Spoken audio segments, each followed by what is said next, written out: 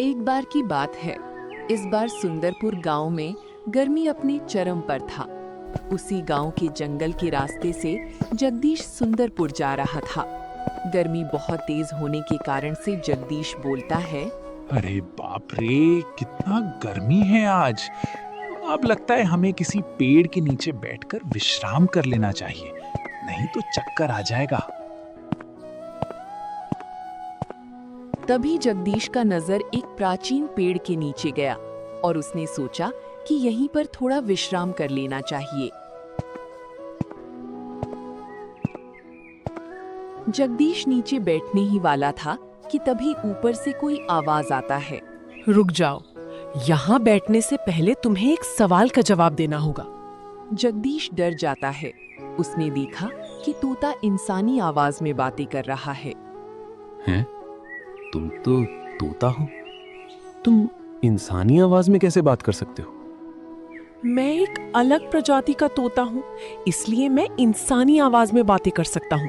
क्या सच में तुम इंसानी आवाज में बात कर सकते हो? हाँ, मेरा एक सवाल है। अगर तुम उसका सही जवाब दे दोगे तो मैं तुम्हें सोने चांदी के खजाने का पता बता दूंगा। अगर नहीं दे पाओगे तो मैं तुम्हें अपने बस में कर लूंगा। ये सुनकर जगदीश डर जाता है और वहां से भागने लगता है, लेकिन जगदीश वहां से हिल भी नहीं सका। अब तुम यहाँ से मेरे सवाल का जवाब दिए बगैर नहीं जा सकते। जगदीश डरते डरते तोता से बोल, ठीक है, पूछो। सवाल ये है कि एक तरफ तुम्हें सोने चांदी से भरा जंगल दिया जाए और वहीं दूसरे तरफ अंधेरे से भरा जंगल दिया जाए। तुम इन दोनों में से कौन से जंगल में जाना पसंद करोगी? मुझे नहीं पता था कि तुम इतना आसान सा सवाल करोगी। अरे जाहिर सी बात है कि मैं सोने चांदी से भरा हुआ जंगल में जाना पसंद करूंगा। जगदीश का बात सुनकर अचानक तोता की आंख से एक अजीब सी चमक निकली और जगदीश गायब हो गया। दरअसल जगदीश को तोता ने अपने वश में कर लिया। अगली सुबह सुंदरपुर का राजा आदित्य बेचैनी से टहल रहा था।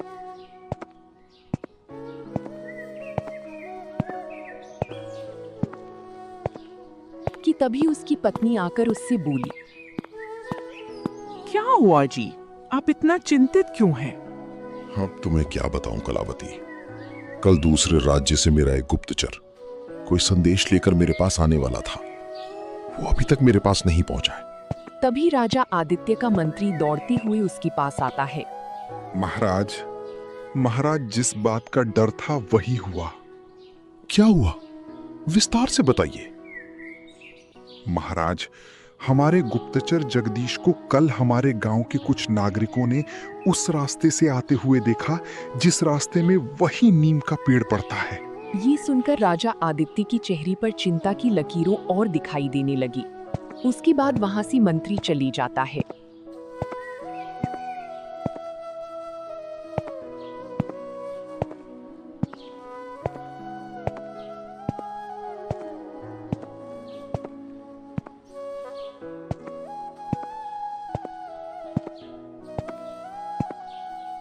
पिताजी, आप कहें तो मैं उस जंगल में जाकर देखता हूं कि आखिर उस नीम के घने पेड़ के नीचे ऐसा क्या है जो गांव वालों के लिए खतरा बना हुआ है। लेकिन बेटा, वहां पर तुम्हें भी तो खतरा आ सकता है। अरे जाने दीजिए ना, अब आपका लड़का जवान हो चुका है और भला इसको क्या खतरा। राजा आदित्य का बेटा जो है। अगर ऐसा है तो जाओ, लेकिन सावधान होकर जाना।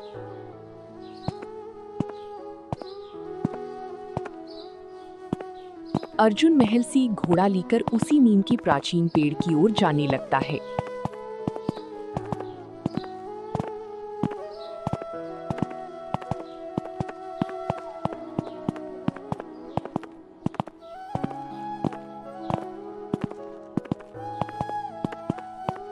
क्या बात है, अब तक तो गांव के मूर्ख लोग ही यहाँ आते थे, लेकिन आज तो महाराज आदित्य का पुत्र आया है।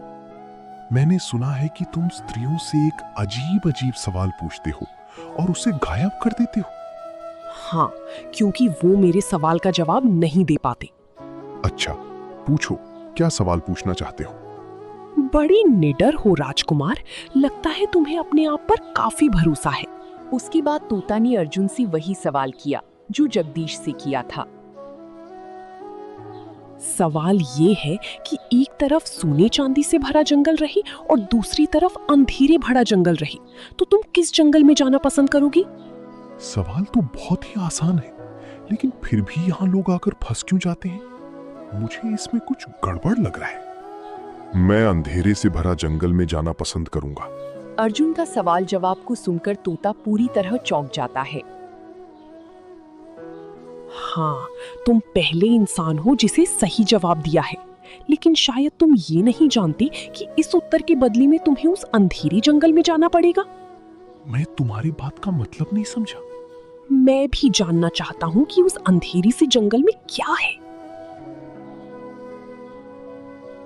अचानक उसे पेड़ के नीचे एक रास्ता बन गया। अर्जुन समझ गया कि अंधेरी जंगल में जाने का रास्ता यही है। अर्जुन धीरे धीरे उस रास्ते से अंदर जाने लगा।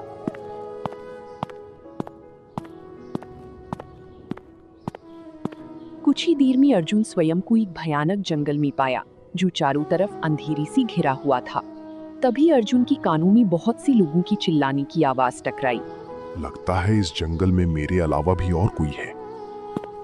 अर्जुन धीरे धीरे आगे बढ़ने लगा। जिस ओर से आवाज आ रहा था उसी ओर। कुछ देर के बाद अर्जुन एक गुफा के सामने खड़ा था।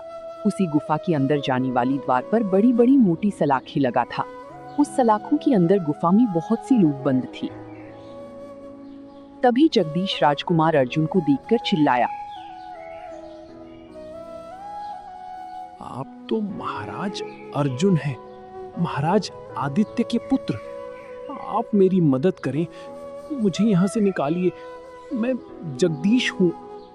तुम तो जगदीश हो, जिसका महाराज आज भी इंतजार कर रहे थे। तुम यहाँ कैसे आए? उस तोता ने मुझसे सवाल पूछा और मैंने उसका उत्तर दिया।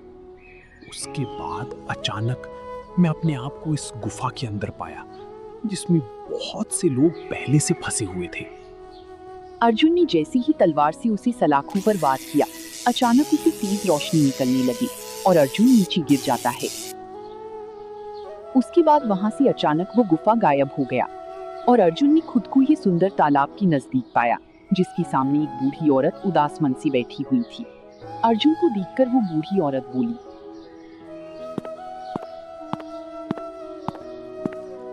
लगता है तुमने उस सलाखों को तोड़ने का कोशिश किया था।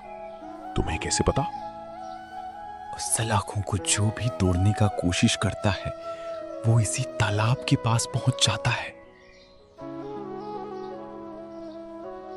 आखिर इन सब का क्या रहस्य है? क्या आप मुझे बता सकते हैं?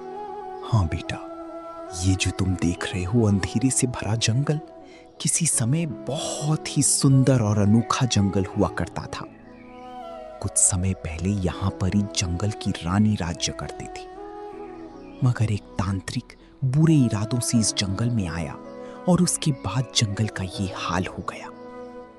तुम्हें अगर इस जंगल से बाहर निकलना है तो उस तांत्रिक को खत्म करना होगा।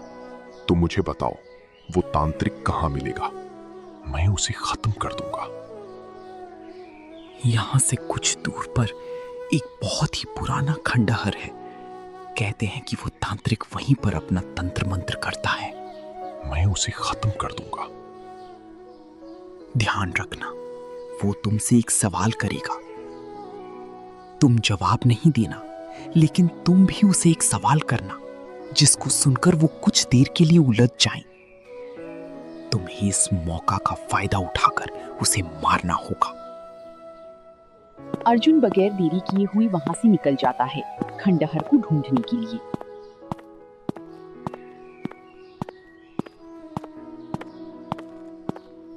कुछ देर बाद अर्जुन को एक बहुत ही पुराना खंडहर नजर आने लगा।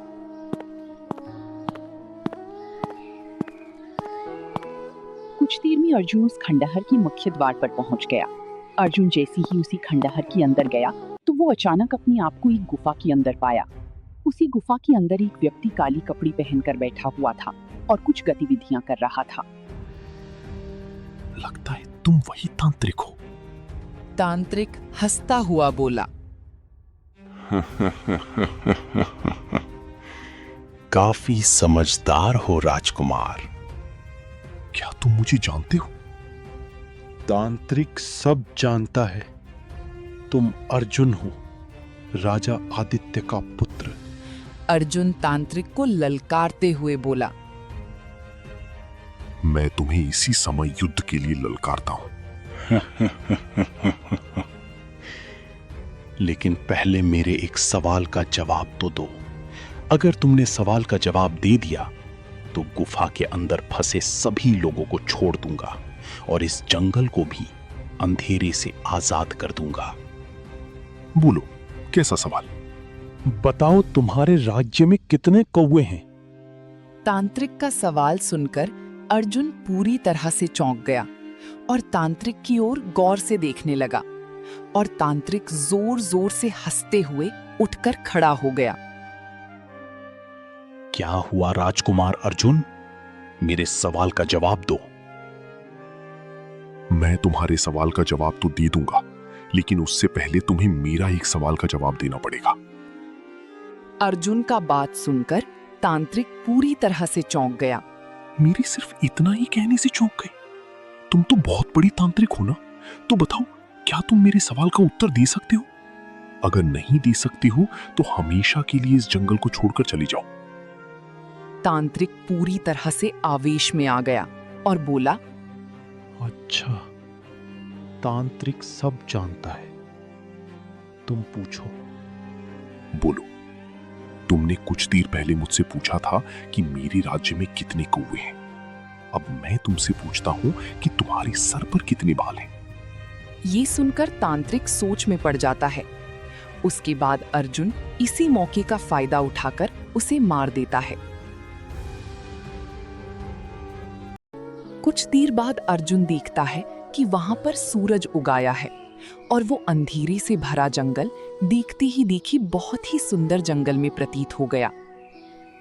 अगले ही पल अर्जुन ने स्वयं को इस नीम की पेड़ के नीचे पाया, जहां पर पहले से वो सभी लोग मौजूद थे जो उसी गुफा में फंसे हुए थे।